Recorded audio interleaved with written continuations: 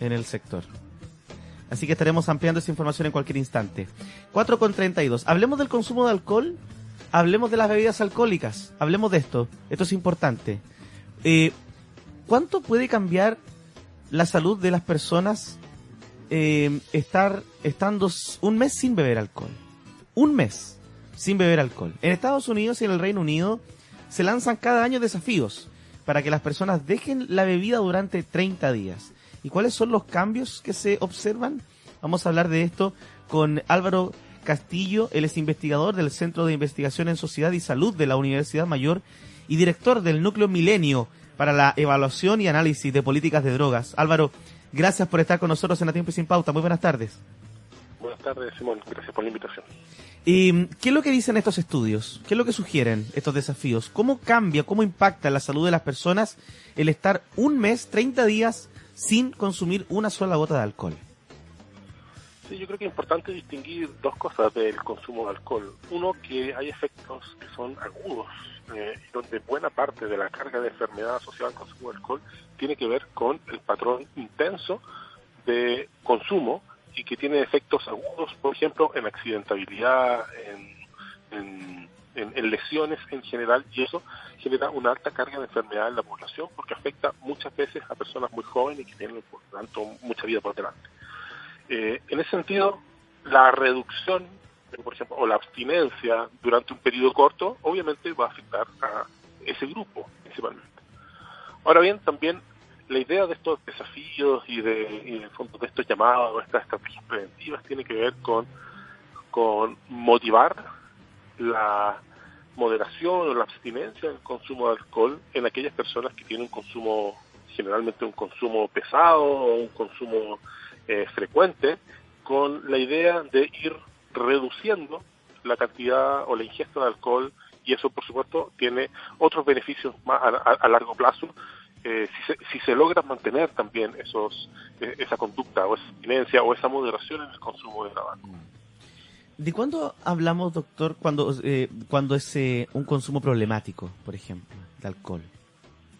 Sí, existen varias medidas.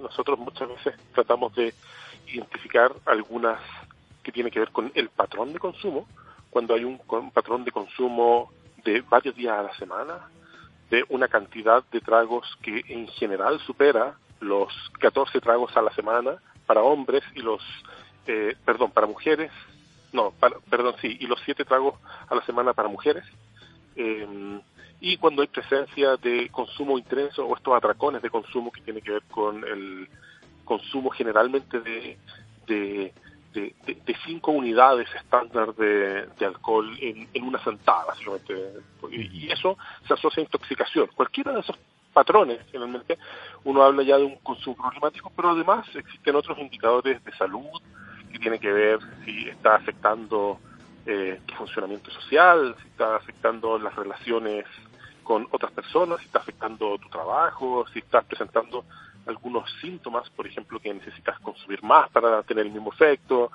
etcétera. En el fondo hay algunos indicadores de trastornos por uso de alcohol que muchas veces se homologa a esta idea de consumo problemático. Que se deje de consumir alcohol durante 30 días y los consecuentes beneficios para la salud de las personas. ¿Va a variar según la edad, por ejemplo, que tenga la persona respecto de si es que va a tener más beneficios o no? Vale decir, si es que va a ser más tarde o no el dejar de consumir alcohol por el daño que ya habría ocasionado un tiempo antes. O sea, claro, cuando uno habla como del daño acumulado, por ejemplo, del daño hepático en personas que llevan décadas consumiendo de forma frecuente e intensiva, probablemente un mes de abstinencia no va a reparar el daño, por ejemplo, el daño hepático. Ahora bien, cuando esa abstinencia se prolonga, cuando la idea de iniciar un desafío como este es que sean 30 días, pero que después se prolongue. En fondo es una invitación a moderar el consumo. Y partiendo con la abstinencia, pero después moderando el consumo. Por lo tanto, cuando hay una persistencia en ese consumo moderado, efectivamente se pueden volver a indicadores de salud similares a los anteriores al consumo. Así que te diría eso en primer lugar. Y lo segundo es que lo que te decía al principio, que el consumo intenso de alcohol afecta sobre todo a algunos grupos de edad, sobre todo, digo no exclusivamente, que son las poblaciones jóvenes. Por lo tanto, la abstinencia en ese grupo de edad también tiene un efecto notablemente destacable respecto a los daños, como decía, agudos o próximos al consumo, que tienen que ver sobre todo con lesiones, accidentes, riñas, violencia, etcétera, etcétera. Claro. Estamos hablando del consumo de alcohol o del impacto de suspender el consumo de alcohol durante un mes. Si tú te referías a los más jóvenes, al grupo de edad, a los más jóvenes, sería, según tus palabras, más exitoso este mes de suspensión del consumo de alcohol, porque evitaría no solamente problemas de salud, entiendo, de acuerdo a tus palabras, sino que otras externalidades negativas que traería el consumo en exceso, ¿no? Sí, exactamente. En el fondo, cuando hablamos del impacto del consumo de alcohol, lo podemos dividir a grandes rasgos en dos tipos de daño. Uno que es el daño acumulado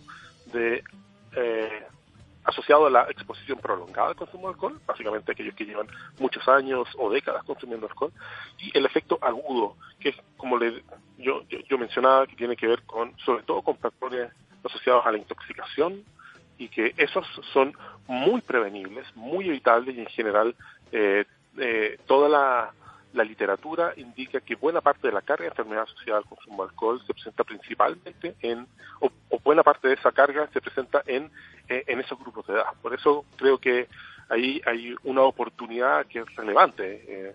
Recordemos, por ejemplo, que la mayor cantidad de muertes, por ejemplo, en población joven en general lo definimos hasta los 29 años, tiene que ver con causas externas de muerte, con lesiones, con accidentes, etcétera. Cuando vemos, por ejemplo, si los accidentes o qué proporción de esas muertes se relacionan con el consumo de alcohol, podemos atribuir que aproximadamente la mitad de esas muertes se atribuyen al consumo de alcohol. Por lo tanto, ahí hay un impacto gigantesco de, por ejemplo, la abstinencia, aunque sea por un periodo acotado de tiempo. ¿Y cuál es ese impacto de la abstinencia en términos de salud, por ejemplo? ¿Qué comienza a cambiar en el cuerpo o a normalizarse, digamos? Sí, en general hay lo más inmediato tiene que ver con la respuesta hepática. En general, básicamente el alcohol se metaboliza en el hígado, y en el fondo, mientras estamos exigiendo al hígado, y lo exigimos de forma prolongada e intensiva, vamos generando daños en ese tejido.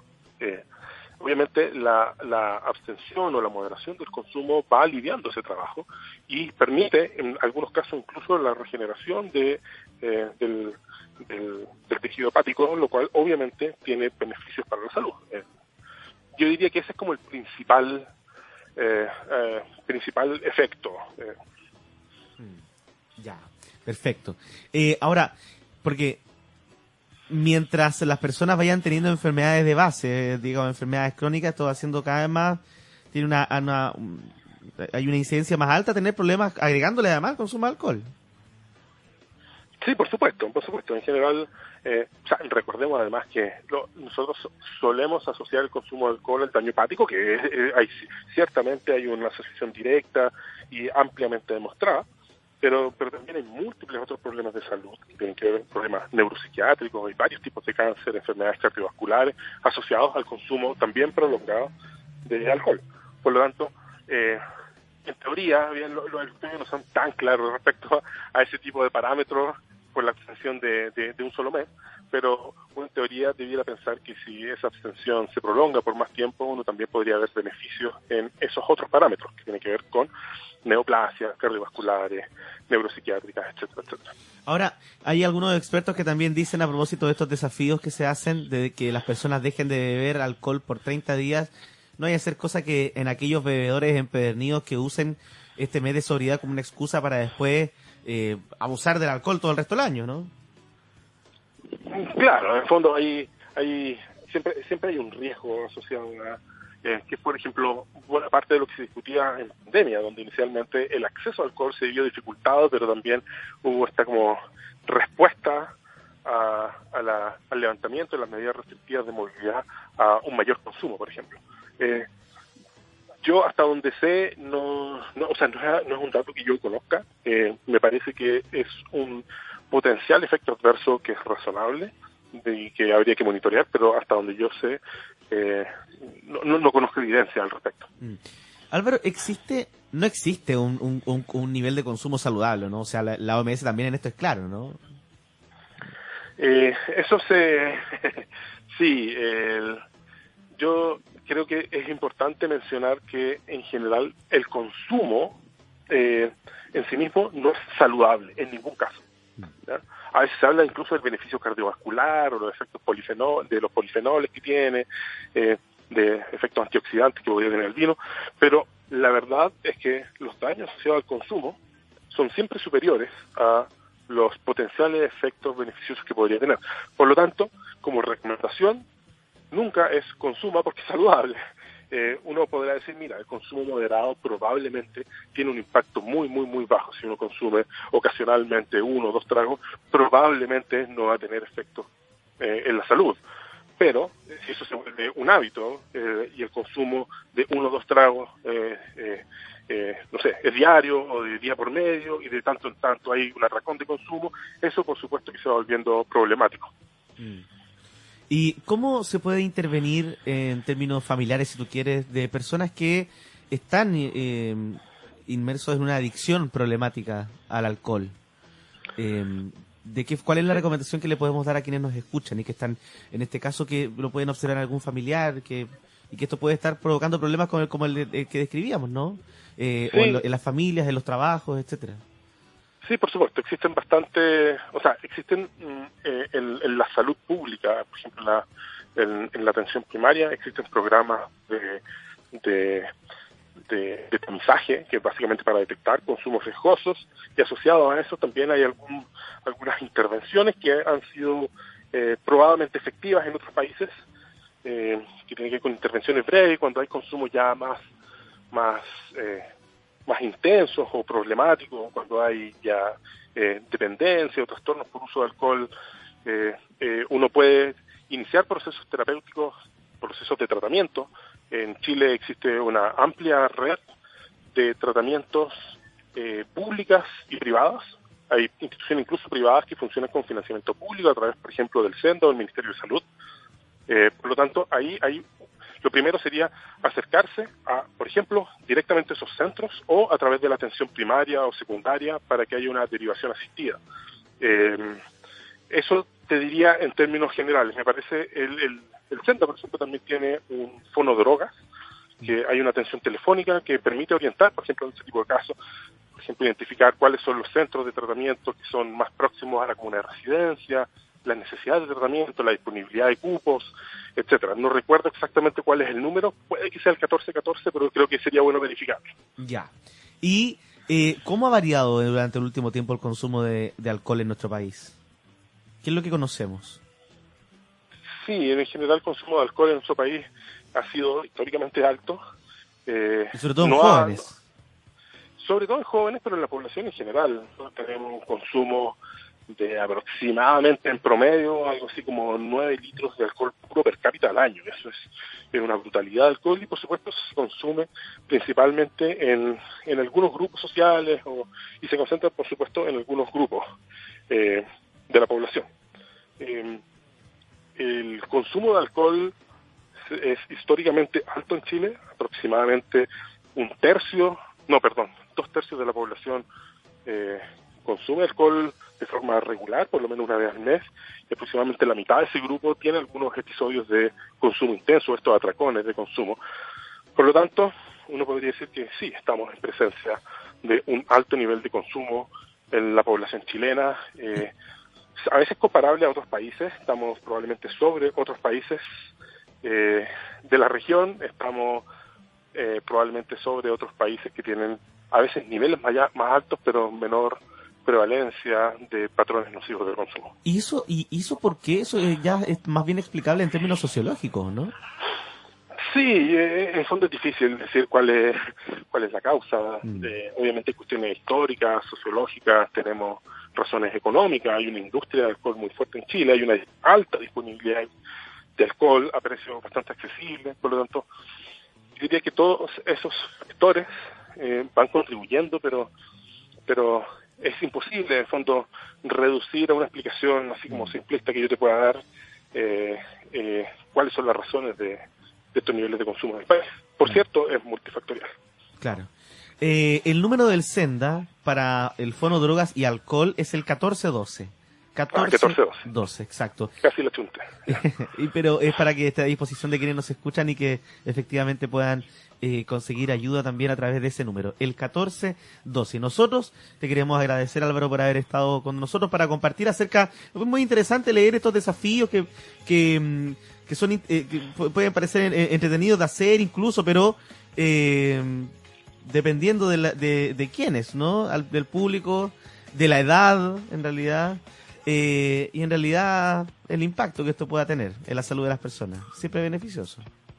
Sí, claro. Bueno, muchas gracias, Simón, por la invitación. Encantado de conversar con usted en cualquier otro momento. Ya pues, gracias, Álvaro. Álvaro Castillo es investigador del Centro de Investigación en Sociedad y Salud de la Universidad Mayor y director del Núcleo Milenio para la Evaluación y Análisis de Políticas de Drogas en A Tiempo y Sin Pauta.